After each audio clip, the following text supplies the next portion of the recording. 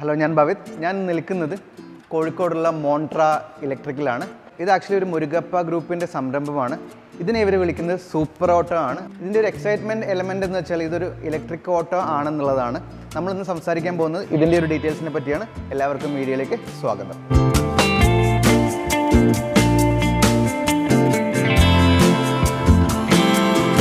ഏകദേശം 207 mm ആണ് അതിൻ്റെ ഗ്രൗണ്ട് ക്ലിയറൻസ് വരുന്നത്. അപ്പോൾ അതുകൊണ്ട് തന്നെ നമുക്ക് ചെറിയൊരു നിരത്തിലൂടെയൊക്കെ ഈ വണ്ടി ഈസി ആയിട്ട് എടുത്തു കൊണ്ടുപോകാൻ പറ്റും.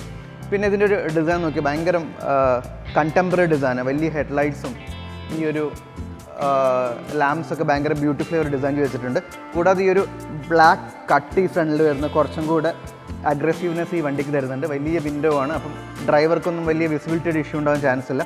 ഇവിടെ നമ്പർ പ്ലേറ്റും ഇവിടെയാണ് നമ്മളുടെ ലോഗോ വന്നിരിക്കുന്നത്. അപ്പോൾ ഞാൻ ഈ ഡയമെൻഷൻസൊക്കെ ഒന്ന് പറയാം. 2825 mm ആണ് ഈ ഒരു വണ്ടിയുടെ ലെങ്ത്ത് വരുന്നത്. 1350 ആണ് ഇതിൻ്റെ ഒരു വിഡ്ത്ത് വരുന്നത്. 1750 mm ആണ് ഇതിൻ്റെ ഹൈറ്റ് വരുന്നത്. ഞാൻ നേരത്തെ പറഞ്ഞ പോലെ 207 mm ആണ് ഇതിൻ്റെ ഗ്രൗണ്ട് ക്ലിയറൻസ് വരുന്നത്. ടേണിംഗ് സർക്കിൾ വരുന്ന ഏകദേശം 5248 mm ആണ്.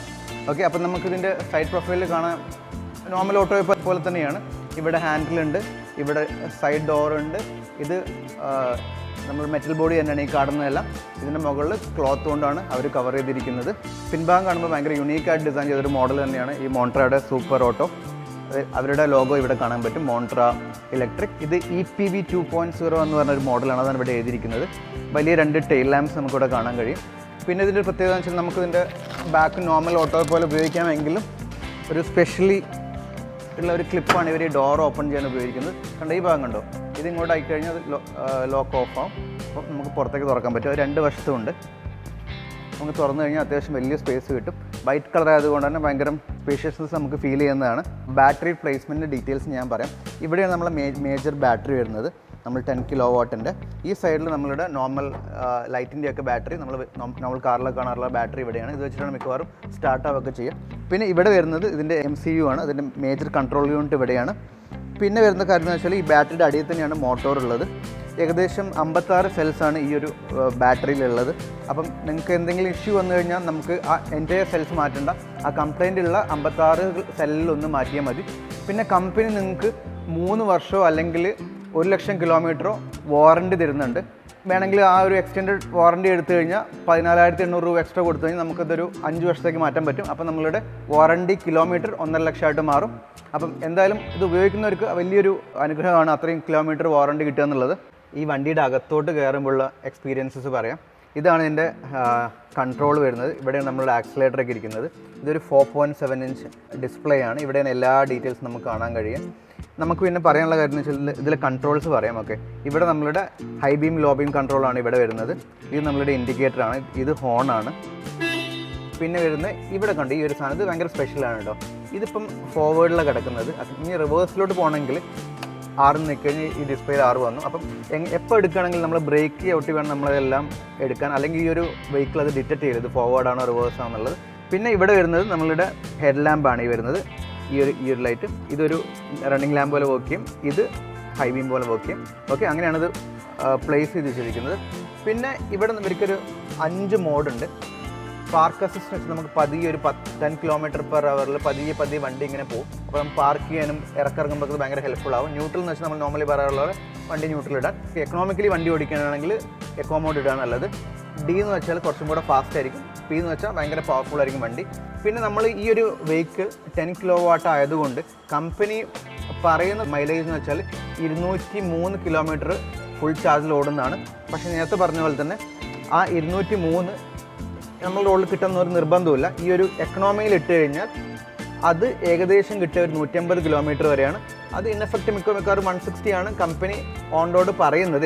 എങ്കിലും അവർ പറയുന്നത് എക്കണോമിക്കലി 180 km, ഡ്രൈവിൽ 150 km എന്നാണ്. പവർ എന്ന് വെച്ചാൽ നമ്മൾ എത്ര പവർ കൊടുക്കുന്നു അതിനനുസരിച്ച് കിലോമീറ്റർ മാറിക്കൊണ്ടിരിക്കും. എന്തായാലും ഒരു ഇൻ എഫക്റ്റ് 203 പറയുമെങ്കിലും 120 km ആണ് ഈ ഒരു ഫുൾ ചാർജിൽ നമുക്ക് ഈ വെഹിക്കിളിന് കിട്ടുക എന്നുള്ളതാണ് അറിയാൻ കഴിഞ്ഞത്. പിന്നെ ഈ ഒരു സീറ്റ് കണ്ടില്ലേ, ഇത് ഭയങ്കര കംഫർട്ടബിൾ ആണ് കേട്ടോ. ശരിക്കും ഇതൊരു അഡ്ജസ്റ്റ്മെൻ്റ് ഒന്നും ഇല്ലെങ്കിലും ഇവർക്ക് ഈ ഒരു സീറ്റ് 3 പൊസിഷനിൽ ഇത് സെറ്റ് ചെയ്യാൻ പറ്റും. അത് വളരെ നല്ലൊരു കാര്യമാണ്. പിന്നെ ഇവിടെ ഒരു ഗ്ലോ ബോക്സ് ഉണ്ട്. ഇവിടെ നമുക്കൊരു 3 സ്വിച്ച് കാണാൻ കഴിയും. ഇത് നമ്മളെ ഹസാർഡസ് ആണ്. ഇത് നമ്മളുടെ വൈപ്പറിൻ്റെയാണ്. ഇത് നമ്മളുടെ 12 വോൾട്ട് ചാർജിങ് സോക്കറ്റും ഉണ്ട്. ഫോണൊക്കെ ചാർജ് നമുക്ക് വേറെ സ്ഥലം അന്വേഷിച്ച് പോകേണ്ട ആവശ്യമില്ല. അതൊക്കെ നല്ല നല്ല അഡീഷൻസ് ആണ് ഈ വെഹിക്കിളിന് ഉള്ള.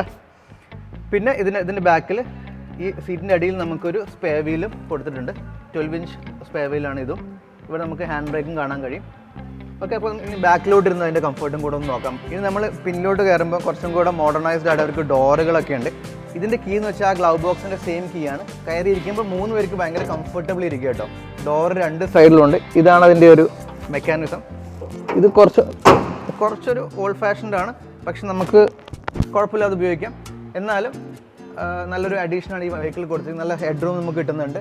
ഇവിടെ ഹാൻഡിലുണ്ട്. നമുക്ക് വേണമെങ്കിൽ പുറത്ത് കൊടുത്ത് കുറച്ചും കൂടെ ബ്യൂട്ടിഫൈ ചെയ്യാം ഈ വണ്ടിയെ. നമ്മൾ നോർമലി വെഹിക്കിൾ ചെയ്യാറുള്ള പോലെ 4 വേരിയൻറ്റിൽ ഈ വെഹിക്കിൾ അവൈലബിൾ ആണ്. ഒന്ന് ഈ വൈറ്റ് ആണ്, ഇതൊരു ബ്ലൂ വേരിയൻറ്റ് മോഡലാണ്, ഇത് ഗ്രീൻ കളറാണ്, ഇതൊരു പിങ്ക് മോഡലാണ്. വണ്ടി എങ്ങനെ ചാർജ് ചെയ്യുമെന്ന് പറയാം. ഈ ഒരു പവർ സോക്കറ്റിൽ നിന്നാണ് ഈ ഒരു ചാർജർ പോകുന്നത്. അത് നേരെ ഈ ഒരു അഡാപ്റ്റർ വഴി നേരെ ബാക്കിലോട്ട് പോയി. നിങ്ങൾക്ക് അതിൻ്റെ ബാക്കിൽ കാണാൻ പറ്റുന്നില്ല, അവിടെ ആ പ്ലഗിലോട്ടാണ് ചെയ്യാം. ഏകദേശം 5 മണിക്കൂറും എടുക്കുന്നതാണ് ഈ ഒരു വെഹിക്കിൾ ഫുൾ ചാർജ് ആവാൻ വേണ്ടി വരുന്നത് പറഞ്ഞത്. അപ്പോൾ എന്തായാലും ഈ ഒരു ആഴ്ച നമ്മൾ ഇങ്ങനത്തെ ഒരു വെഹിക്കിളുമായിട്ടാണ് വന്നത്. ചിലപ്പം പലർക്കും അറിയാൻ ആഗ്രഹം ഉണ്ടായിരിക്കാം, പക്ഷേ എവിടെയാണ് എങ്ങനെയാണെന്ന് അറിയാൻ കഴിയില്ലാത്തതുകൊണ്ടായിരിക്കും. എന്തായാലും ഈ വീഡിയോ നിങ്ങൾക്ക് ഇഷ്ടപ്പെട്ടെങ്കിൽ ലൈക്ക് ചെയ്യുക, ഷെയർ ചെയ്യുക, സബ്സ്ക്രൈബ് ചെയ്യാൻ. Thank you so much for watching us.